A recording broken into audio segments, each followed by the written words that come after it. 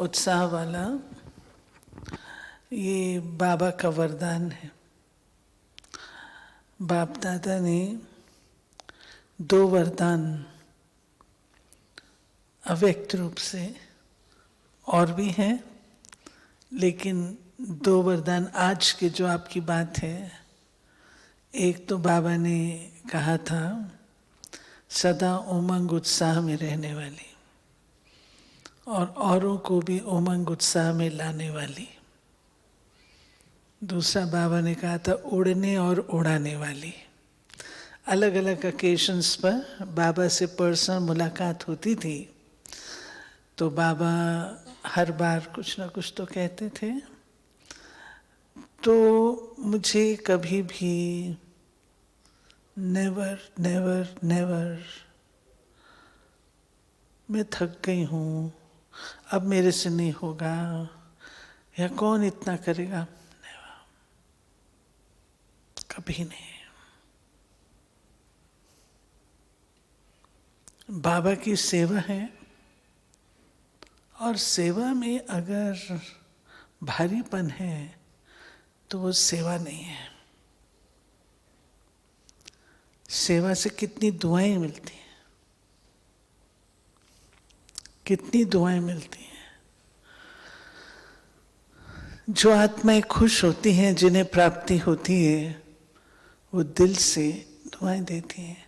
वो दुआएं हमारे लिए शक्ति बन जाती हैं, ताकत बन जाती है।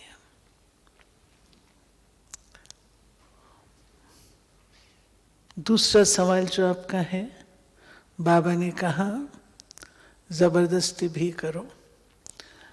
तो बाबा की मुरली को हमें ठीक कॉन्टेक्स्ट में समझना चाहिए। बाबा कहते हैं नेमिनाथ होके नहीं बैठो, ये भी कहते हैं, और आज कहा जबरदस्ती भी करो। तो किस भाव से बाबा कब कौन सी बात कहते हैं, वो हमको समझना जरूरी है। आज जैसे बाबा विदेशियों को उमंग उत्साह दिला रहे हैं, उनके लिए नई संस्कृति है, नई बात है। सवेरे 4 बजे उठना, वो तो उन्होंने जिंदगी में कभी नहीं किया था, परंतु जब बाबा के बनते हैं तब वो करना शुरू करते हैं। और बाबा ने बताया ये मर्यादा है, कायदा है, तो मर्यादा को तो वो तोड़ नहीं सकते ना। बाबा मर्यादा को तोड़ दो, ये तो शिक्षा नहीं देंगे। तो बाबा ने कहा कुछ भी हो, कैसे भी हो, आपको ये करना है। जबरदस्ती करो, प्राप्ति नहीं हो रही है, हर्जा नहीं, युक्ति निकालो। उस समय कुछ गीत गाओ बाबा के लिए, कुछ पुराने अनुभव याद करो, कुछ प्राप्तियों की लिस्ट निकालो, कुछ करो, परंतु करो जरूर। और देखा गया है कि अगर आप छोड़ देंगे, देखिए आपका मन नहीं लग रहा, आप छोड़ देंगे, तो आपने पुरुषार्थ तो कुछ नहीं किया ना। वो दिन तो आपका गया, दूसरा दिन भी आपका जाएगा कि मुझे प्राप्ति तो कुछ हो नहीं रही, तो दूसरा दिन भी आपका गया। सदा के लिए आप अलबेले बन जाएंगे, और आपका नाम उन लोगों में आएगा कि ये व्यक्ति कभी भी अमृत वेला नहीं करता है। इसका बीज कहाँ है? बीज वहां है जब आपको कोई प्राप्ति का अनुभव नहीं हुआ और आप उठ गए, आपने छोड़ दिया। तब बाबा कहता कभी भी छोड़ो मत, लगे रहो उसमें। कितनी देर नहीं होगा, कब तक नहीं होगा, कब तक नहीं होगा। अगर आप किसी चीज के पीछे पड़े तो होगा ना। याद करिए बचपन को, आपको का खा गा बोलना नहीं आता था, छोड़ा था आपके टीचर ने, आपने पढ़ना छोड़ा था। चाहे टीचर ने आपको गुस्सा किया, चाहे खाना बंद किया माँ ने, चाहे कुछ भी किया, आपने किया ना। अगर आप उस समय ना करते तो आप अनपढ़ रहते। जब वो मेरे बचपन में लौकिक पढ़ाई के लिए मैं इतना एफर्ट कर सकती हूँ और इतनी मेहनत करके मैं अपने आप को ठीक कर सकती, तो अलौकिक पढ़ाई में मुझे क्या तकलीफ होती है? दिल नहीं लगता, बाबा ने कहा ना, मन नहीं लगता। तो अपने दिल को चेक करें ना, कहाँ जा रहा है आपका दिल। अगर आप दिल को समझते हैं कि ये दिल मेरा नहीं लग रहा है, चलो एक दिन नहीं लगेगा, आखिर आपने सोच समझ करके ही बाबा को अपनाया है ना। ऐसे ही आंख मीट के तो नहीं अपनाया है, किसी के कहने से तो नहीं किया है। जब आपने सोच समझ करके बाबा को अपनाया है तो एक दिन आपका दिल नहीं लगेगा, 2 दिन आपका दिल नहीं लगेगा, कोई कारण होता है, किसी के साथ क्लैश हो जाता है, कहीं कोई फेलियर हो जाता है, कहीं कोई पुराना विक्रम जागृत हो जाता है, कुछ भी कारण हो सकता है, परंतु छोड़ना नहीं है, फिर भी करना ही है। ये बाबा हम बच्चों को सिखाता है।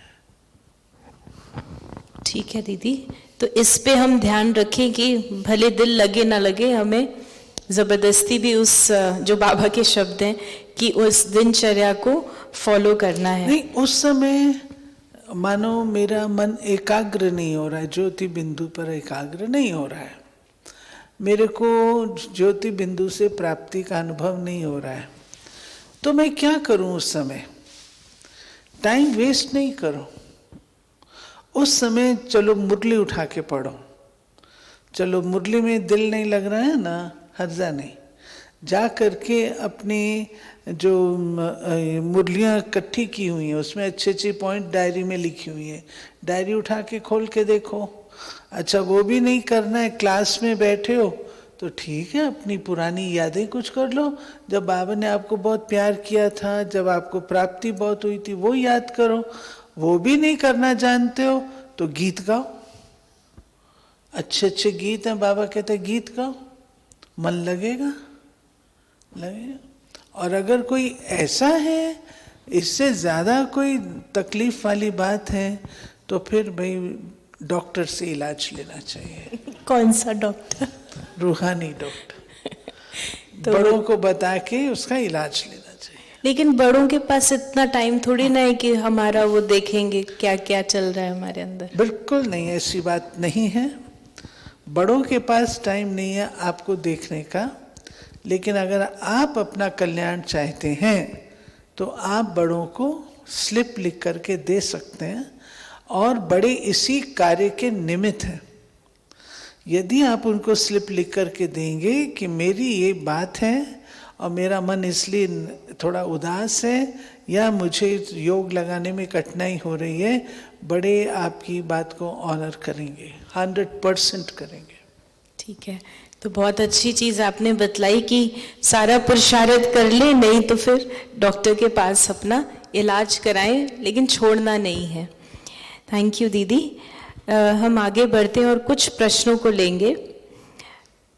एक प्रश्न आया है कि किसको बड़ा कहेंगे, बाबा को या ड्रामा को? देखिए, हमारे लिए तो बाबा बड़ा है,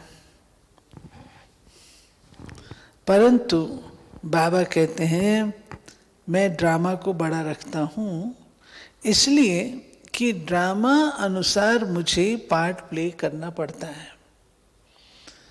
तो हम तो बाबा, ड्रामा तो जो चल रहा है वो है, इससे प्राप्ति मुझे 1 डिमेंशनल है, बाबा से प्राप्ति मुझे मल्टी डिमेंशनल है, तो मैं तो बाबा को ही बड़ा कहूँगी। तो यानी बाबा ही बड़े हैं, बाकी सो अगर बाबा चाहे तो ड्रामा को चेंज भी कर सकते हैं। बाबा ऐसे काम नहीं करता, बाबा ऐसे काम नहीं करता, बाबा ड्रामा अनुसार चलना सिखाता है। जी। सो दीदी, आगे एक और प्रश्न आया है, काफ़ी इंटरेस्टिंग है वो इन डेप्थ कुछ जानना चाहती हैं।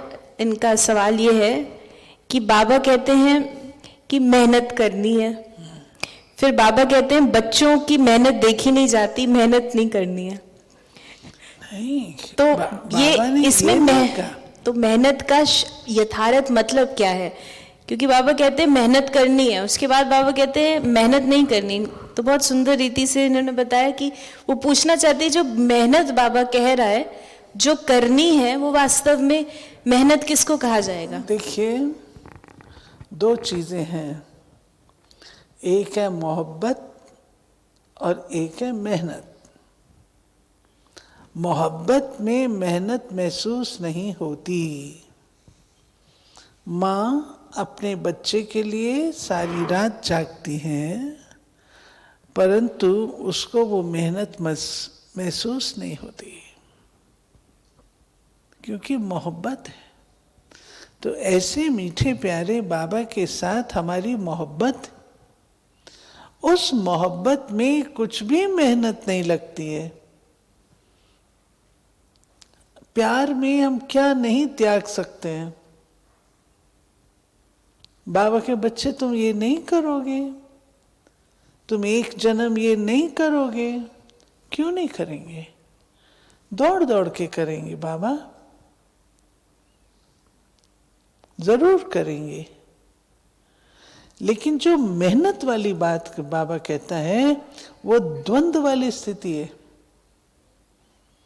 जब व्यक्ति को क्लियर नहीं होता कि ये रास्ता है क्लियर और ओनली रास्ता है, वो सोचता है दोनों लड्डू हाथ में लूं, ये भी लूं तो ये भी लूं, तो उसको मेहनत लगती है अपने आप को समझाने में। नहीं तो मोहब्बत में क्या है, तुलसीदास जी रत्ना के पीछे चढ़ गए सांप को पकड़ के। कबीर दास जी का बताते, मुर्दे को नाव समझ लिया। क्या चीज है, प्रभु से मोहब्बत थी। लेकिन जब हम अपने द्वंद्व में रहते हैं, तो थोड़ा थोड़ा ये भी है, थोड़ा थोड़ा वो भी है, तो उससे हमको मेहनत लगती है। और मेहनत क्या है? आप देखिए, आप एक डिसीजन लेते हैं, वो आपके लिए सफिशिएंट है, उसमें कोई फर्क नहीं पड़ता, कोई परिवर्तन नहीं आता। One decision is sufficient. तो जो बाबा कहते हैं कि ये मासी का घर भी नहीं है, तो मेहनत उसमें जैसे लगती है कि हमारे जो संस्कार हैं पुराने, जो हमारे पुरानी बातें हैं, उनको समाप्त करने में, या जो समाप्त हो जाती हैं पुनः पुनः जो आती हैं, या कोई हिसाब आता है, तो उस समय जो स्ट्रगल महसूस होता है, जैसे आपने का डिसीजन तो ले लिया, लेकिन उसके बाद जो पावर नहीं रहती, तो फिर मेहनत लगती है। मेहनत नहीं, अटेंशन की कमी है। हम अलबेले हो जाते हैं, केयरलेस हो जाते हैं, वी टेक फॉर ग्रांटेड कर लेते हैं। एक डॉक्टर है, डॉक्टर अपने कार्य में कुछ भी कर रहा है, उसको कोई मेहनत थोड़ी लगती है। उसको नई मेडिसिन के बारे में जानकारी रखनी है, नई सर्जरी के बारे में जानकारी रखनी है, वो मेहनत तो नहीं होती है। ऐसे ही अगर हमें अपने संस्कार बदलने हैं, तो मेहनत का सवाल ही नहीं है। अटेंशन होगा तो कोई मेहनत नहीं है। मेहनत मैंने बताया वो बौद्धिक होती है, द्वंद्व वाली होती है, संशयात्मक होती है। नहीं तो मेहनत थोड़ी है, उसको तो सब लोग सहयोग देंगे। मान लीजिए किसी के अंदर बहुत बुरी आदत है, कड़ी आदत है, तो कड़ी आदत है, वो छूटना चाहता है, सब उसको सहयोग देंगे ना, उसको तो सपोर्ट मिलेगा। लेकिन ये जो मेहनत होती है वो यहाँ पर होती है, जब आप द्वंद्व में ये करूं, ये भी करूं, वहां पर होती है। यानी जब पूरा निश्चय नहीं होता, एक मत पे नहीं चलते, तो हमें स्ट्रगल होता है। तो स्ट्रगल को मेहनत कह रहे हैं यहाँ पर, स्ट्रगल या कंफ्यूजन। और इसी प्रकार जिसे कहते हैं गुटखा खाना, गुटखा खाना क्या है? गुटखा नहीं है, गुटका। गुटखा तो वो बाजार में मिलता है ना, वो नहीं। तो गुटखा खाना इस डाउट में आना। हाँ, गुटखा खाना माना मुसीबत से किसी बात को स्वीकार करना, मुसीबत से। आपको कहा जाता है आपको बाजार से ये चीज़ नहीं मंगानी है, आपको जो रह रहे हैं आप लोगों को डायरेक्शन है, कोई भी चीज़ जो यज्ञ में मिलती है जैसे मिलती है वैसी लेनी है। अब आप बड़ी बड़ी ब्रांड वाली चीज़ों पहनने के आप आदी हैं, अब आपको वो चीज़ पहननी है जो भगवान के घर में मिल रही है। अब आप क्या करें, गुटखा खाएंगे, मुसीबत से पहनेंगे। दीदी हम तो पहन ले, लेकिन सब भी पहने ना, कुछ तो नहीं पहनते, ये तो सब पहन ले। जैसे सन्यासी सब ऑरेंज पहनते हैं और वो कम वो होता है ना कमंडल, लेकिन बीकेस तो वैरायटी पहनते हैं। आप उसकी चिंता क्यों करते हो? हमको बाबा ने सिंबल दिया है मम्मा का, दादी प्रकाश मणि का, उसको देख लो बस। तो गुटखा नहीं खाएंगे आप। और देखिए, आपको सम्मान होना चाहिए, नाज होना चाहिए। ये नहीं कि इसकी साड़ी बेहतर है तो मेरी कम है तो मैं थोड़ी कम स्वमान में। नो, मेरा स्वमान ये है कि मैंने भगवान की आज्ञा को माना है, ये है स्वमान। बाकी लेने को क्या है? लेने में तो दुनिया में लाखों चीजें मिलती हैं, कोई कमी थी क्या? लेकिन भगवान की पालना का जो सुख है उससे आप वंचित रह जाएंगे, वो सुख नहीं भासेगा आपको, तो असंतुष्टता रहेगी। हर समय आपको लगे अच्छा ठीक है, नहीं तो मैं खरीद लूंगी। खरीद तो आप दुनिया सकते हैं, खरीद तो आप सब कुछ सकते हैं, परंतु वो सुख कहाँ से खरीदेंगे आप? लेकिन वो सुख तभी अनुभव होगा जब दूसरे को न देखे, नहीं तो दुखी अनुभव होगा वो पहन के भी। आपको तो देखने की अलाउ नहीं है ना। अलाउ, ठीक है, देखना तो अलाउड नहीं है। तो दीदी इसीलिए मेहनत हुई ना, ये भी तो एक मेहनत है कि देखते हुए न देखो, सुनते हुए न सुनो और केवल बाबा का सुनो, ये भी एक यही मेहनत है इन अ वे। दादियों ने हम लोग को भी सिखाया ना, हम घिसे हैं, हम लोग को घिसाया पिटाया दादियों ने। दादी कहती थी 18 रुपए की साड़ी पहनाऊंगी और उन दिनों में 18 रुपए की साड़ी मिलती थी, हम पहनते थे। जी, दादी चंद्रमणि कोलंबो गई, बेगरी पार्ट था, लाल पजामा पहना के भेज दिया भगवान ने। जगदीश भाई को विदेश जाना था, कहाँ जाना था, कपड़े पूरे ऐसे थे ही नहीं। दीदी तो बेगरी पार्ट था ना, अभी तो बेगरी है ही नहीं। बेगरी में तो चलता है, लेकिन ये दिख रहा है ये सामान वेस्ट जा रहा है। बेगरी नहीं है लेकिन हमारे साथ बेगरी है। आप ये देखिए, दादी चंद्रमणि रईस घर की थी, वो ठीक है, वो चाहती तो वो मंगा लेती थी, उसने नहीं मंगाया, परमात्मा की पालना को स्वीकार किया। जगदीश भाई चाहते तो मंगा सकते थे, नहीं, उन्होंने स्वीकार किया परमात्मा की पालना को। सवाल उस चीज का है। मतलब अगर हम आगे बढ़ना चाहते हैं तो बेसिकली दूसरों को न देखें, कभी नहीं, और जो है ज्ञान योग से अपनी पालना करते रहे तो आगे बढ़ते रहेंगे। अपने आप को देखो, अपने लक्ष्य को देखो, दाएं बाएं बिल्कुल मत देखो, जो गिरे पड़े उसको बिल्कुल मत देखो, जो आपसे आगे दौड़ के जा रहा है उसको देखो।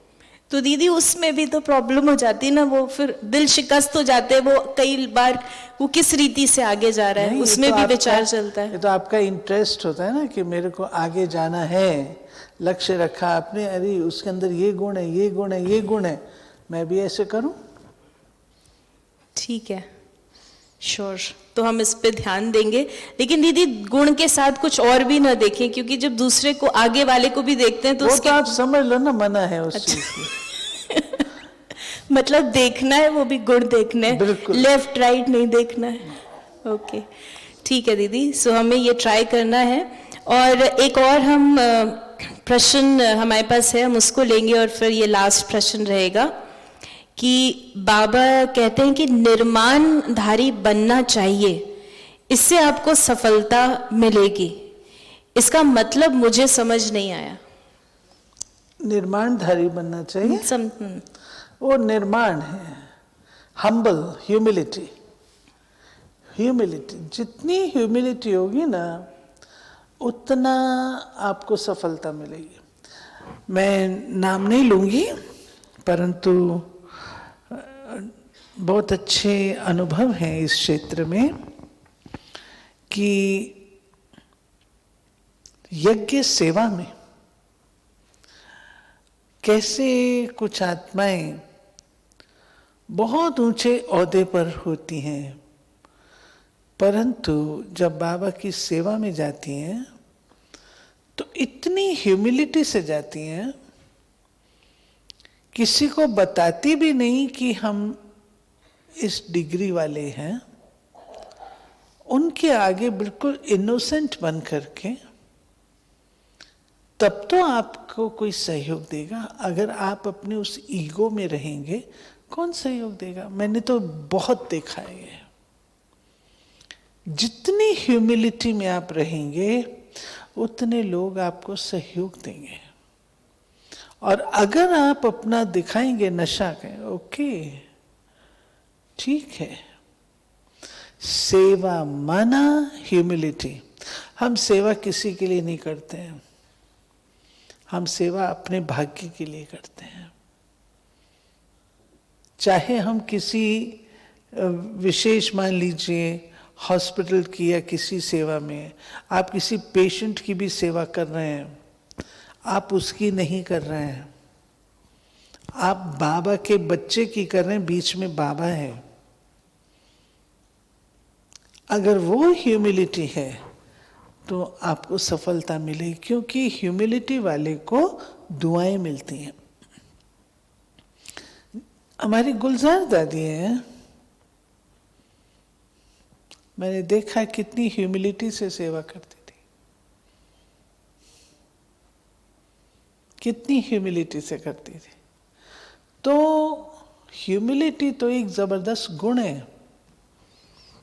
अहंकार कोई को भी प्रिय नहीं है, इसलिए जितना नम्र बनेंगे, निर्माण बनेंगे, उतने हम सफलता के कदम चूमेंगे। तो बहुत सुंदर दीदी, आपने हमें ये भी बतलाया कि कैसे सफलता मिल सकती है। और अब हम लास्ट में सिर्फ आपसे यही प्रेरणा लेना चाहेंगे कि हमारी दादी जी का भी अव्यक्त दिवस आने वाला है, और इस संदर्भ में भी आप हमें बताएं कि अब जो हम किस पुरुषार्थ पर अटेंशन रखें, वो प्रेरणाएं भी हम आपसे चाहेंगे। आजकल जो चीज़ मैं अपने उसमें रखती हूँ, और मौसम के अनुसार, समय के अनुसार, बस अब निर्बंधन बनके, कोई भी चीज़ का बंधन ना हो, सेवा का भी बंधन ना हो, अपने आप को निर्बंधन बना के फारिग करिए।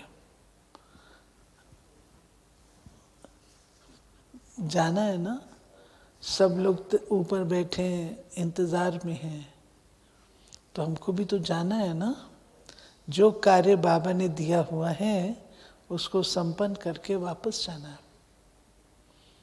तो अपने आप को निर्बंधन बनाओ, कोई भी बंधन में मत बांधो, और वापस जाने की तैयारी। तो बहुत सुंदर लक्ष्य आपने, लंबा और बड़ा लक्ष्य दे दिया कि निर्बंधन भी बने, और अब घर जाना है। सभी ऊपर चले गए हैं, थोड़े बचे हैं, तो संपन्न करके जाना है, ये भी आपने बताया कि संपन्न संपूर्ण और सेवा को भी संपन्न करके अब जाने की हम सभी तैयारी करें। तो ये हमारे बहुत सुंदर दीदी, आपने ट्रैवल करते हुए आए और अभी भी आपको कल सुबह जाना है, तो आपने ये समय भी दिया, उसके लिए धन्यवाद। अगर आपको कोई भी मन में प्रश्न आता है तो आप उसे मैसेज कर सकते हैं 8826599309 पर। हम 1 मिनट बाबा की याद में बैठेंगे। ओम शांति।